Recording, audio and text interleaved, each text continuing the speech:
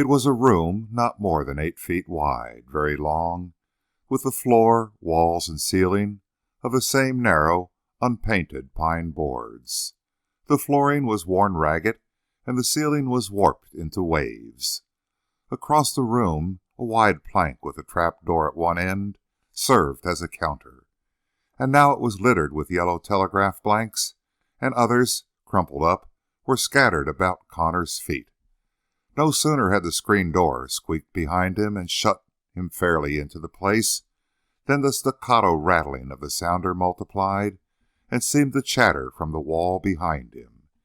It left an echoing in the ear of Ben Connor, which formed into the words of his resolution. "I've made my stake, and I'm going to beat it. I'm going to get away where I can forget the worries. Today I beat 'em. Tomorrow the worries will beat me." That was why he was in Lukin, to forget. And here the world had sneaked up on him and whispered in his ear. Was it fair? It was a woman who jerked lightning for Lukin. With that small finger on the key, she took the pulse of the world. "Belmont returns," chattered the sounder. Connor instinctively covered his ears. Then, feeling that he was acting like a silly child, he lowered his hands.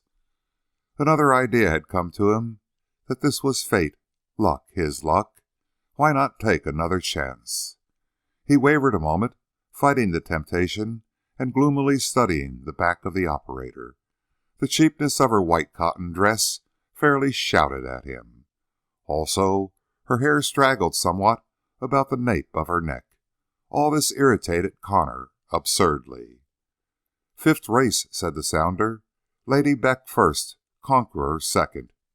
Certainly, this was fate tempting tune. Connor snatched a telegraph blank and scribbled a message to Harry Slocum, his betting commissioner during this unhappy vacation. "Send dope on Murray Handicap's time trials of Trickster and Caledonian, Hotel Townsend." This done, having tapped sharply on the counter to call the operator's attention, he dropped his elbows on the plank and scowled downward in profound reverie. They were pouring out of Belmont Park now, many a grim face and many a joyous face. Money had come easy and gone easy. Ah, the reckless bonhomie of that crowd, living for today only, because tomorrow the ponies may have it. A good day for the bookies, if the old cripple, Lady Beck, had found her running legs. What a trimming they must have given the wise ones. At this point, another hand came into the circle of his vision and turned the telegram about. A pencil flicked across the words, checking them swiftly. Connor was fascinated by that hand. It was so cool, so slender and deft. He glanced up to her face and saw a resolute chin, a smiling mouth, which was truly lovely, and direct eyes as dark as his own. She carried her head buoyantly in a way that made Connor think, with a tingle, of some clean-blooded filly at the post. The girl made his change, and shoving it across, she bent her head toward the sounder. The characters came through too swiftly for even Ben Connor's sharp ear, but the girl, listening, smiled slowly. "Something about soft pine?" queried Connor. She brightened at this unexpected meeting point. Her eyes widened as she studied him and listened to the message at the same time, and she accomplished this double purpose with such calm that Connor felt a trifle abashed. Then the shadow of listening vanished, and she concentrated on Connor. "Soft pine is up," she nodded. "I knew it would climb as soon as old Lucas bought in." "Speculator in Lukin, is he?" "No, California. The one whose yacht burned at Honolulu last year. Sold pine like wildfire 2 months ago. Down goes the price. Then he bought a little while ago, and now the pine skyrockets. He can buy a new yacht with what he makes, I suppose." The shade of listening darkened her eyes again. "Listen." She raised the hushing forefinger that seemed tremulous in rhythm with the ticking. "Wide brims are in again," exclaimed the operator, "and wide hats are awful on me. Isn't that the luck?" She went back to her key with the message in her hand, and Connor, dropping his elbow on the counter, watched her send it with swift, almost imperceptible flexions of her wrist. Then she sat again with her hands folded in her lap, listening. Connor turned his head and glanced through the door. By squinting, he could look over the roof just across the street and see the shadowy mountains beyond. Then he looked back again and watched the girl listening to the voice of the outer world. The shock of the contrast soothed. He began to forget about Ben Connor and think of her. The girl turned in her chair and directly faced him, and he saw that she moved her whole body just as she moved her hand, swiftly, but without a jerk. She considered him gravely. Lonely, she inquired, or worried? She spoke with such a commonplace intonation that one might have thought it her business to attend to loneliness and worries. As a matter of fact, answered Ben Connor, instinctively dodging the direct query, I've been wondering how they happened to stick a #1 artist on this wire. I'm not kidding, he explained hastily. You see, I used to jerk lightning myself. For the first time she really smiled, and he discovered what a rare thing a smile may be. Up to that point he had thought she lacked something, just as the white dress lacked a touch of color. Oh, she nodded. Been off the wire long? Ben Connor grinned. It began with his lips. Last of all, the dull gray eyes lighted. Ever since a hot day in July at Aqueduct, the Lorimer Handicap, on the 11th of July to be exact. I tossed up my job the next day. I see, she said, becoming aware of him again. You played tip-top second. The deuce. Were you at the Aqueduct that day? I was here on the wire. He restrained himself with an effort, for a series of questions was Connor's idea of a dull conversation. He merely rubbed his knuckles against his chin and looked at her wistfully. He nipped King Charles and Miss Lazy at the wire and squeezed home by a nose. Paid a fat price, I remember, went on the girl. I suppose you had something down on him. Did a friend of yours play that race? Oh, no, but I was new to the wire then, and I used to cut in and listen to everything that came by. I know. It's like having someone whisper secrets in your ear at first, isn't it? But you remember the Lorimar, huh? That was a race. The sounder stopped chattering, and by an alternation in her eyes he knew that up to that moment she had been giving 2/3 of her attention to the voice of the wire and the other fraction to him. But now she centered upon him, and he wanted to talk, as if, mysteriously, he could share some of the burden of his unrest with the girl. Most of all, he wished to talk because his office had lifted him back to the old days of lightning jerking, when he worked for a weekly paycheck. The same nervous eagerness which had been his in that time was now in this girl, and he responded to it like a call of blood to blood. A couple of wise ones took me out to Aqueduct that day. I had all that was coming to me for a month in my pocket, and I kept saying to myself, they think I'll fall for this game and drop my wad. Here's where I fool 'em. He chuckled as he remembered. Go on, said the girl. You make me feel as if I were about to make a clean-up. Really interested? She fixed an eager glance on him, as though she were judging how far she might let herself go. Suddenly, she leaned closer to Connor. Interested? I've been taking the world off the wire for 6 years, and you've been where things happen. That's the way I felt at Aqueduct when I saw the ponies parade past the grandstand the first time, he nodded. They came dancing on the bit, and even I could see that they weren't made for use. Legs that never pulled a wagon and backs that couldn't weigh. Just toys, speed machines, all heart and fire and springy muscle. It made my pulse jump to the fever point to watch them light-footed along the rail with the groom in front on a clod of a horse.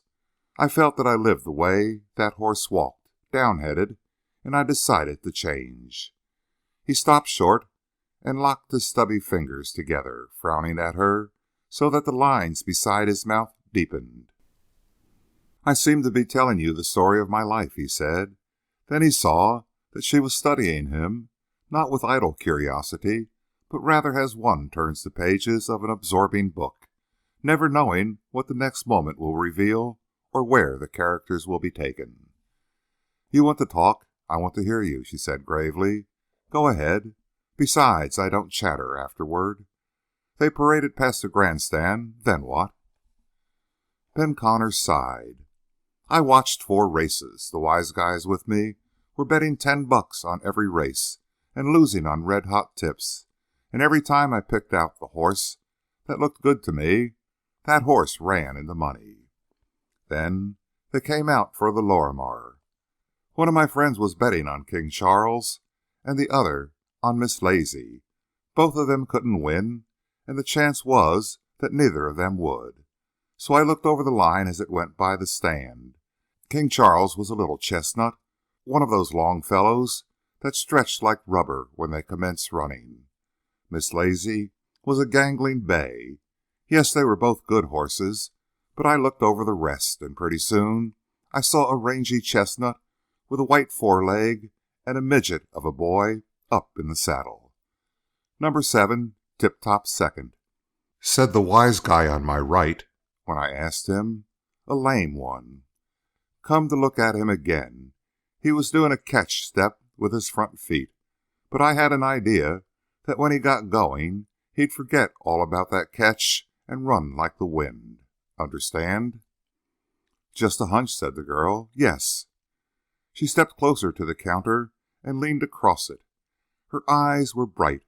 Connor knew that she was seeing that picture of the hot day, the crowd of straw hats stirring wildly, the murmur and cry that went up as the string of racers jogged past.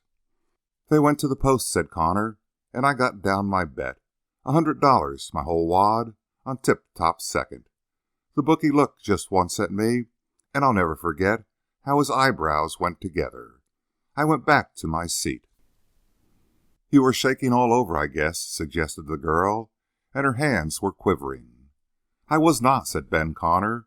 I was cold through and through, and never moved my eyes off of Tip-Top second. His jockey had a green jacket with 2 stripes through it, and the green was easy to watch. I saw the crowd go off, and I saw Tip-Top left flat-footed at the post. The girl drew a breath. Connor smiled at her. The hot evening had flushed his face, but now a small spot of white appeared on either cheek, and his dull eyes had grown expressionless. She knew what he meant when he said that he was cold when he saw the string go to the post. It must have made you sick, said the girl. Not a bit. I knew the green jacket was going to finish ahead of the rest, as well as I knew that my name was Ben Connor. I said he was left at the post. Well, it wasn't exactly that, but when the bunch came streaking out of the chute, he was 6 lengths behind. It was a 1 1/8 race.